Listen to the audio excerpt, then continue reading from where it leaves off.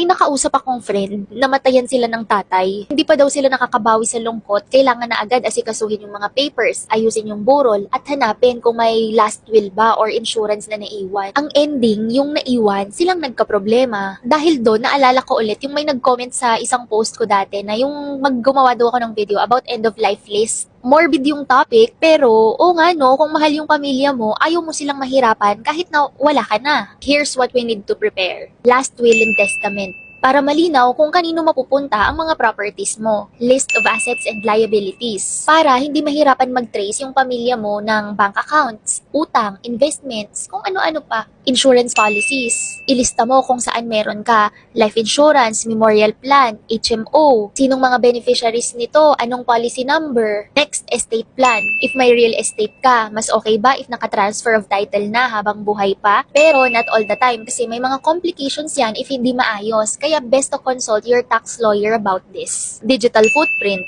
Facebook mo, email, online banking, kanino mo ipapamanage pag wala ka na. This isn't about preparing for death kasi yung iba ayaw pag-usapan kasi nape-preempt daw. Pero 'di ba, death and taxes are the only things certain in this world. It's about leaving peace for the people you love. Yung hindi sila mag-aaway, hindi sila maghahanap, at higit sa lahat, hindi sila mahihirapan. Kaya habang malakas ka pa, habang malinaw pa ang pag-iisip, prepare your end of life list. Mas morbid yung iwan silang magulo kaysa mag-iwan nito. Kung gusto ng guide about this, message me.